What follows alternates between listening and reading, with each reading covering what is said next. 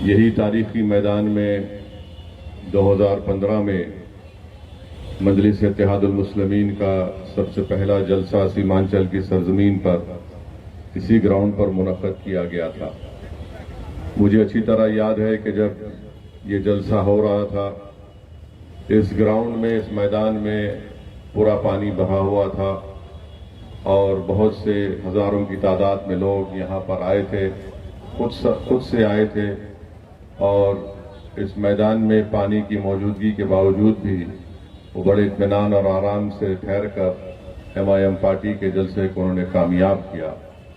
میں نے اس میدان میں کھڑے ہو کر کہا تھا کہ مجلس سیمانچل کی سرزمین پر آئی ہے، یہاں پر انشاءاللہ تعالی ہم اپنا جھنڈا یہاں پر لگائیں گے اور کبھی بھی ہم مڑ کر نہیں دیکھیں گے، نہ ہم اس سرزمین کو چھوڑ کر جائیں گے۔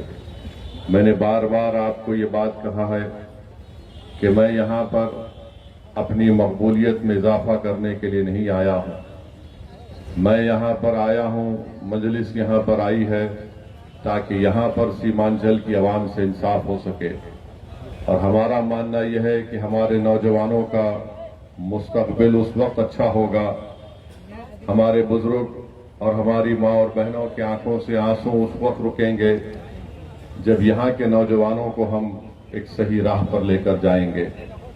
اور اس وقت بھی کہا ہوں، آج بھی کہہ رہا ہوں، یاد رکھیے میری اس بات کو، جب تک آپ اپنے ہاتھوں سے، اپنے آنسوؤں سے، اپنی دعاؤں سے، اپنے خون پسینے سے آپ اپنی لیڈرشپ کو نہیں بنائیں گے، آپ کے خواب مکمل نہیں ہونے والے ہیں۔ ہمارے خواب اسی وقت مکمل ہو سکتے ہیں جب ہم اپنی ایک لیڈرشپ کو بنائیں گے۔ یاد رکھیے، بہار پردیش کی ایک تلخ حقیقت ہے، وہ حقیقت یہ ہے کہ ہر سماج کا ان کا ایک نیتا ہے، اور اگر آپ اپنے نیتا کو بنائیں گے تو کوئی نیتا آسمان سے آنے والا نہیں ہے، کوئی نیتا زمین سے نکلنے والا نہیں ہے، آپ ہی کے درمیان سے آپ کو اپنی لیڈرشپ کو بنانا ہے۔ یقیناً میں آپ سے اس بات آپ کے درمیان میں کھڑے ہو کر اس بات کا اقرار کرتا ہوں کہ 5 سال پہلے ہم تمام نے بڑی محنتیں کی، کاوشیں کی، قربانیاں دیں، اور ہم کو کامیابی ملی، 5 ودھائک ہمارے کامیاب ہوئے، مگر بڑے افسوس کی بات ہے کہ 4 اس میں سے غدار نکلے، اپنا ایمان اور اپنا ضمیر بیچ کر وہ سیمانچل کی سرزمین پر بسنے والے غیور عوام کے پیٹھ پہ خنجر گھونپا، مگر وہ لوگ یہ بھول گئے کہ ہم ابھی بھی اپنا بیج بو رہے ہیں اس سرزمین پر، اور انشاءاللہ تعالی وہ بیج، اس سے ایک نئی فصل تیار ہوگی جو مجھے یقین ہے کہ انشاءاللہ تعالی نہ صرف اس آنے والے ودھان سبھا کے چناؤ میں ہم دوبارہ اپنے ودھائک کو کامیاب کریں گے، بلکہ انشاءاللہ تعالی صبح قیامت تک یہاں پر مجلس اتحاد المسلمین نے جو لیڈرشپ اور نیتا بنانے کا کام شروع کیا ہے وہ ہم کو کامیابی ہر مرحلے پر ملے گی۔ تو میری آپ سے گزارش ہے کہ آپ اس انصاف یاترا کا حصہ آپ جو بنے ہیں، 4 دن کا ہمارا پروگرام ہے، سیمانچل کے مختلف ضلع میں ہم جا رہے ہیں، مختلف ودھان سبھا میں جا کر ہم اپنی بات کو رکھ رہے ہیں تاکہ آنے والے ودھان سبھا کے چناؤ میں ہم پہلے سے زیادہ طاقت سے اس چناؤ میں مقابلہ کریں گے۔ تو میرے عزیز دوستوں، بزرگوں، میں ایک بات آپ کو بتانا ضروری سمجھتا ہوں کہ جب کبھی بھی اویسی سیمانچل کو آتا ہے تو ایک ہمارے جو مخالف ہیں، جو نہیں چاہتے کہ سیمانچل سے انصاف ہو، جو نہیں چاہتے کہ سیمانچل کا نوجوان نیتا بن کر ان کی آنکھ میں آنکھ ڈال کر انصاف کا مطالبہ کر سکے، جو یہ طاقتیں نہیں چاہتی کہ ہمیشہ ہماری ماں اور ہمارے بزرگوں کی آنکھوں میں آنسو رہے، وہ ایک ہی الزام لگاتے ہیں کہ مجلس آئے گی تو ووٹ کٹیں گے۔ میں آپ سے پوچھنا چاہ رہا ہوں، اور آپ اس سچائی کو جانتے بھی ہیں کہ بی جے پی کئی مرتبہ کامیاب ہو گئی، اس کی کامیابی کے پیچھے کس کا رول رہا ہے؟ کون بی جے پی کو روک نہیں پا رہا؟ पार्लियामेंट के चुनाव हुए, मजलिस ने कितने पार्लियामेंट की सीट पर इलेक्शन लड़ा, आखिर कैसे तीसरी मर्तबा नरेंद्र मोदी इस देश के प्रधानमंत्री बन गए। जब मैं इस सवाल पूछता हूं तो इस सवाल का जवाब कोई नहीं दे पाता है।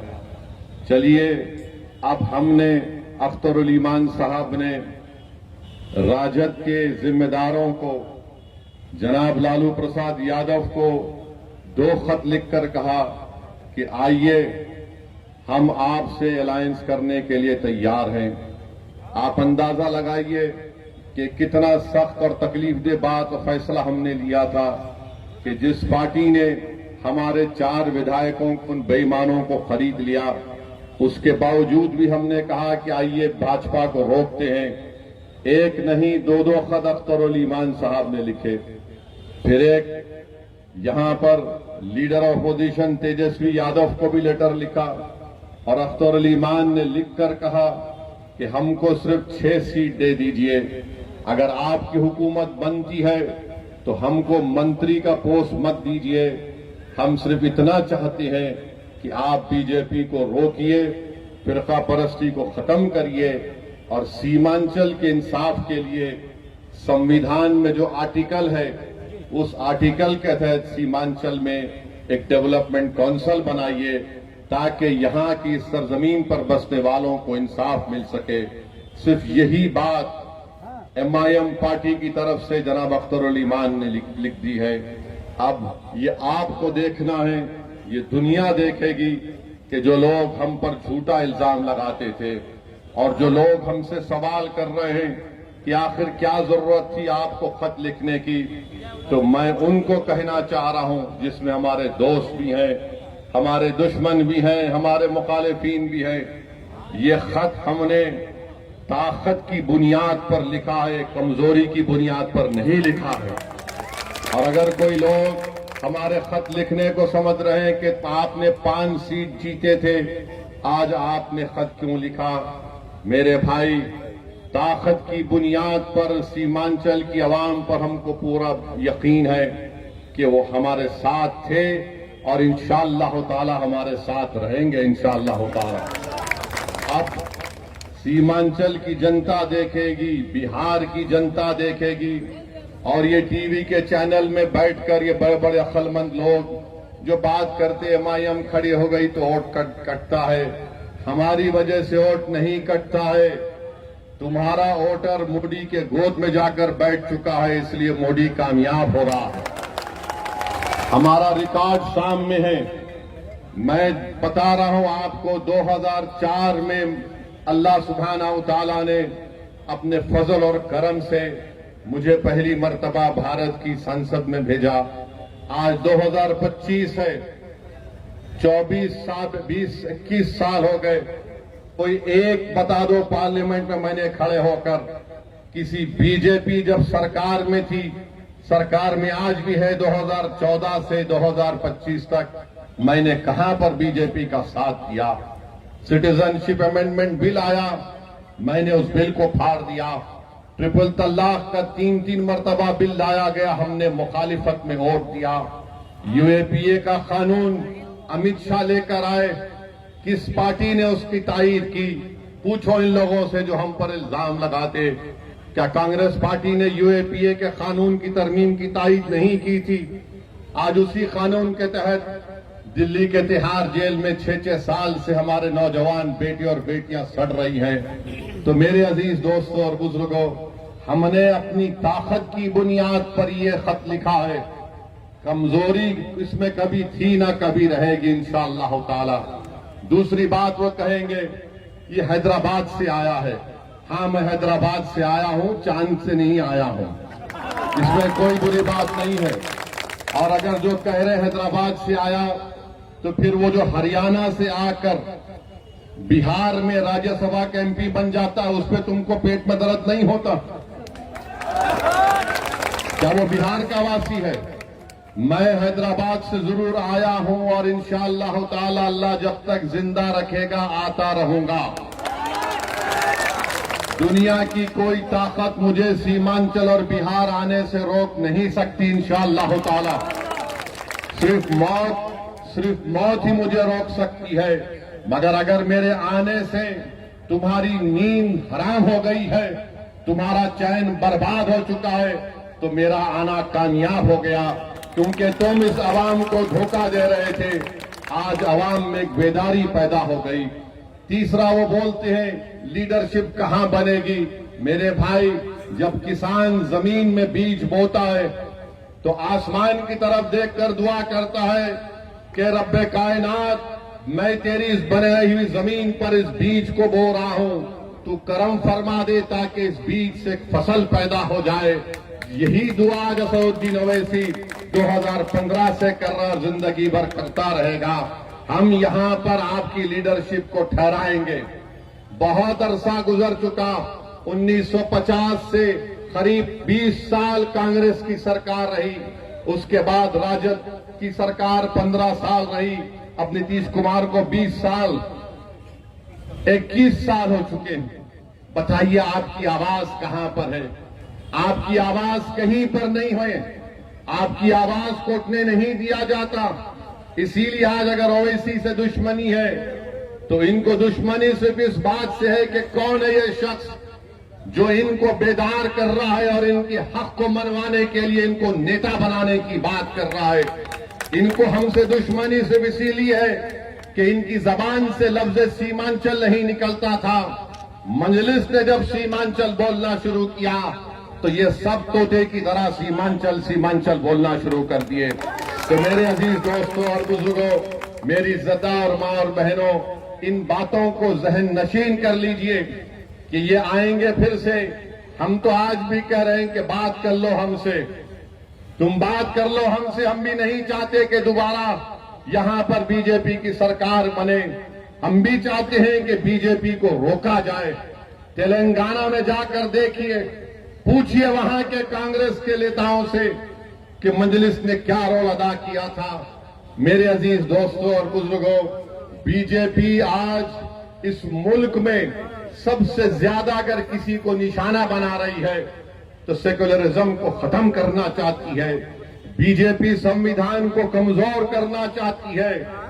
کسی کے گھر پر اگر بلڈوزر چلتا ہے تو میرے گھر پر چلتا ہے، میرے نام نہاد ہمدردوں کے گھر پر بلڈوزر نہیں چلتا۔ اگر کسی بچے کو آئی لو محمد کا پوسٹر اٹھاتا ہے تو اس کا پوسٹر چھین لیا جاتا ہے۔ اگر ان کے نیتاؤں کا نام لکھ کر آئی لو لکھ دیا جائے تو کوئی ان پر کچھ نہیں کہتا۔ کسی کے مدرسے کو اگر برباد کیا جا رہا ہے تو میرے مدرسے کو برباد کیا جا رہا ہے۔ میرے ہمنوا یا مجھ سے زبانی محبت کرنے والوں کو کوئی تکلیف نہیں ہوتی۔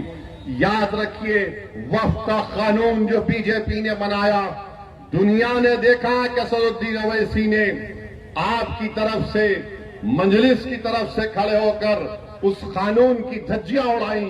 اس قانون کو بنانے کا مقصد ایک ہی ہے کہ بھارت کے مسلمانوں کی وقف کی جائیداد کو ختم کر کے رکھ دیا جائے۔ اس قانون کو بنانے کا مقصد ایک ہی ہے کہ ہمارے وقف بورڈ میں غیر مسلم حضرات کو ممبر بنا کر ہماری جائیدادوں کو ڈائریکٹ مینجمنٹ پہ لے کر اس کو ختم کر کے رکھ دیا جائے۔ اے ایس آئی کے نام پر جو ہماری جائیداد وقف کی ہے اس کو ہم سے چھین لیا گیا۔ لمیٹیشن کا قانون لگا کر جو وقف کی جائیداد پر جو چور حضرات قابض ہیں ان کو مالک بنایا جائے۔ اس قانون کو بھی ہم کو یاد رکھنا ہے۔ بہرحال میرے عزیز دوستوں اور بزرگوں، ہم آپ سے ایک ہی اپیل کر رہے ہیں کہ مجلس آپ کی جماعت ہے، مجلس پارٹی کو آپ کامیاب کریے۔ یہ کشن گنج میں وارڈ 31، وارڈ 32 اور وارڈ 33 میں جب کبھی بھی بارش ہوتی، یہاں پر ان تینوں وارڈوں میں بارش آ جاتی ہے، گھر میں پانی آ جاتا ہے۔ یہاں پر 1-2 کلومیٹر کی روڈ کا کام بھی ہونا باقی ہے۔ انشاءاللہ تعالی وہ کام بھی رکے گا۔ اور جو لوگ ہم کو گالی دیتے ہیں، ارے کشن گنج شہر میں یہ جو ٹک ٹک آٹو چلتا ہے اس پر ٹریفک پولیس ظلم کر رہی ہے، اس کو تو رکا دو کم سے کم۔ ہم کو گالی دینے سے بہتر ہے کہ تم غریبوں کی تو بات کرو، مگر آج آپ جان لیجئے کہ عوامی مسئلوں پر بات نہیں ہوگی، انصاف کی بات نہیں ہوگی۔ یہ صرف یہی آ کر کہیں گے انصاف بعد میں ہوگا، تم ظلم